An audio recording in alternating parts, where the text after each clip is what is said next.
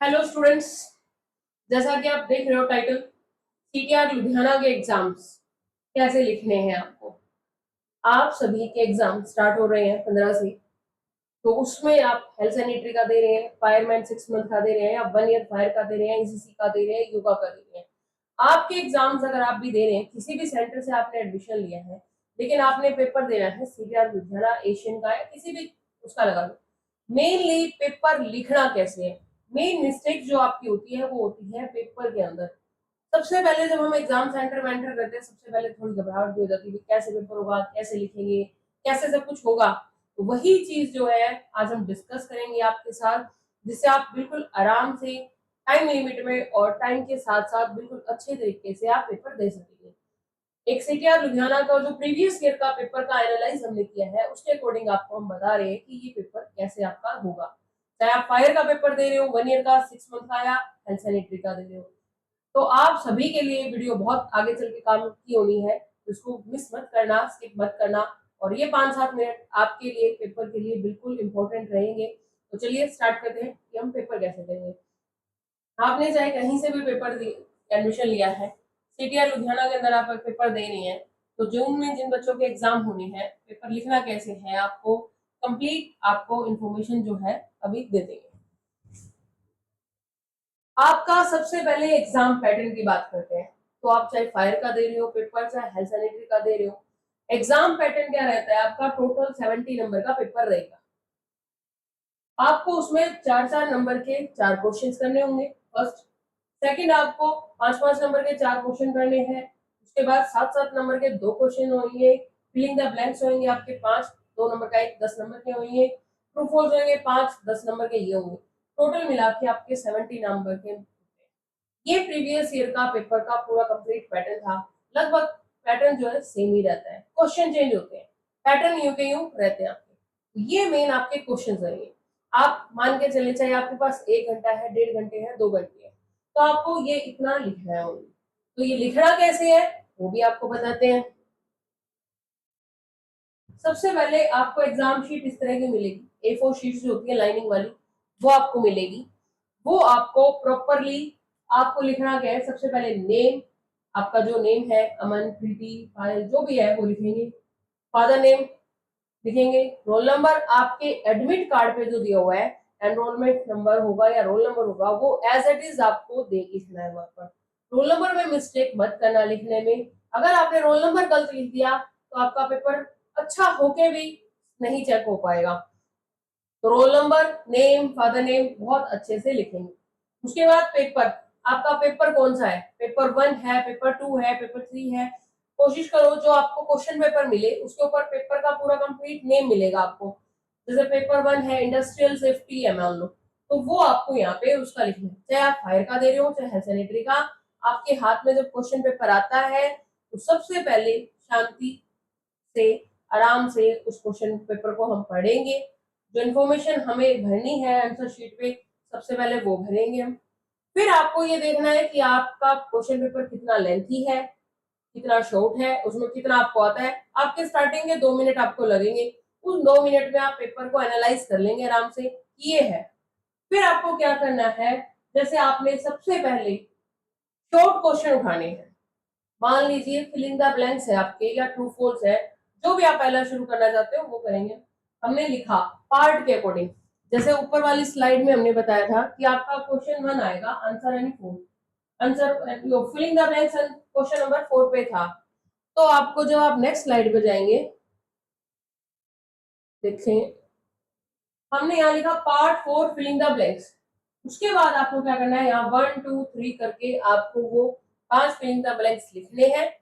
Next आपको फिर हमने लिखा पार्ट 5, आप ये हेडिंग जरूर डालेंगे, ठीक है।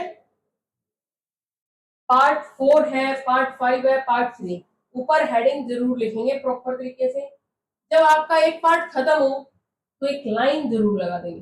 2 पार्ट्स, क्वेश्चन के बीच में नहीं, पार्ट्स के बीच में, यानी ट्रू फॉल्स खत्म है उसके बाद हम फिलिंग द ब्लैंक्स लिखते हैं, तो एक लाइन जरूर लगा देंगे आप। पेन, आप बॉल पेन ही यूज करें, वो ज्यादा अच्छे रहते हैं।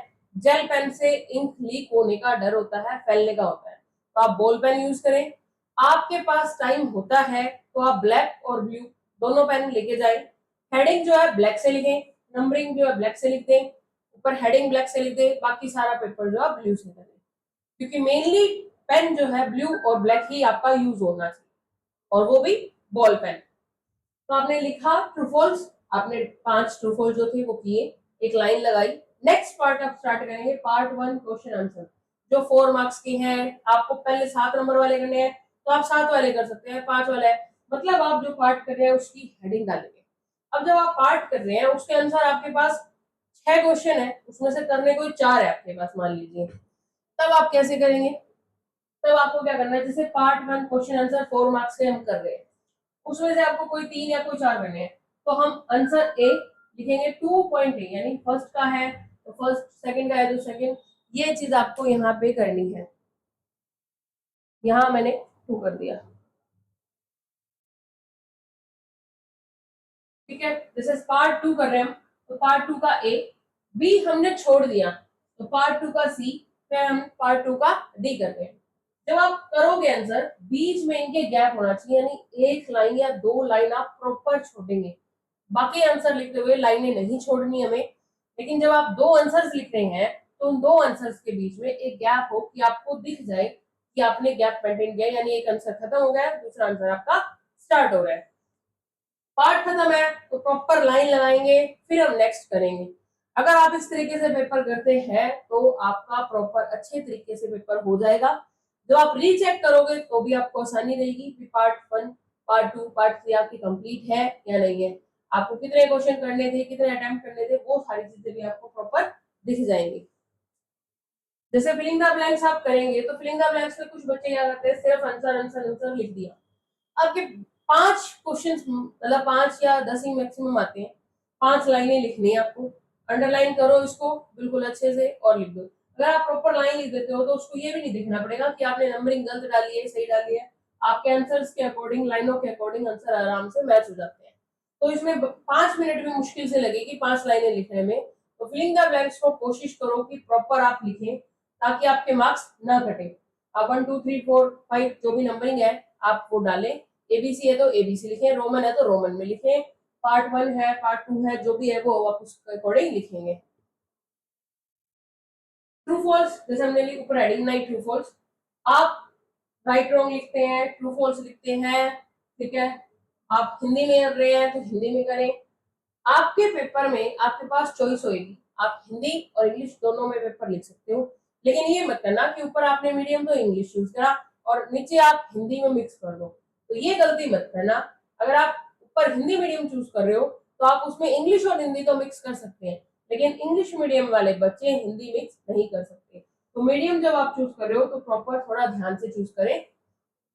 आप इस तरीके से लिखें और उसके सामने या तो राइट रॉन्ग लगा दें या ट्रू फॉल्स लिखें, हिंदी में कर रहे हैं तो गलत और सही आप लिखें। 5 लाइनें इनमें मिलेगी मैक्सिमम, तो ये आपको सिंपल से लिखना है इस तरीके से। पेपर का एग्जाम्पल जो है वो इस तरह से आएगा, आपका पूरा कंप्लीट इंस्ट्रक्शन आएगा, ये आपके सभी क्वेश्चंस करने हैं।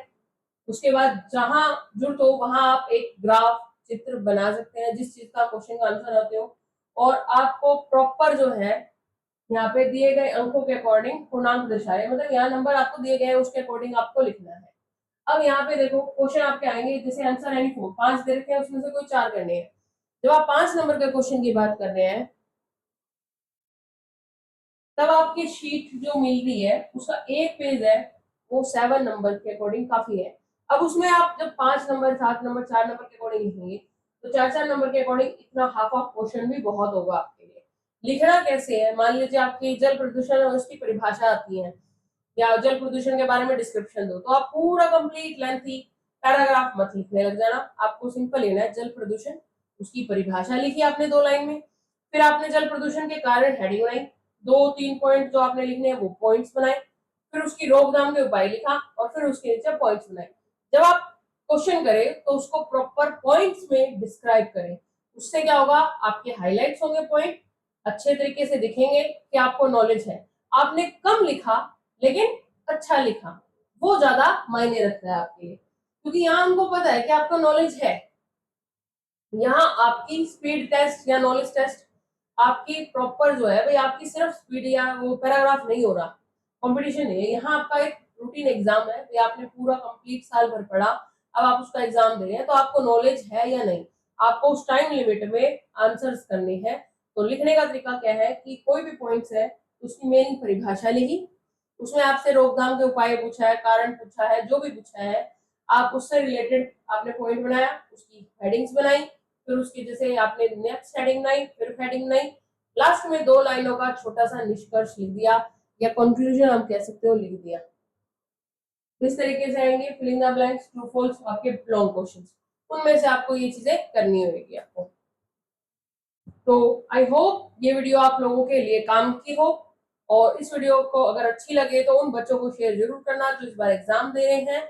तो आप सभी स्टूडेंट को मेरी तरफ से सभी को ऑल द बेस्ट, और वीडियो अच्छी लगे तो लाइक शेयर जरूर करना और चैनल को सब्सक्राइब करना। Thank you students.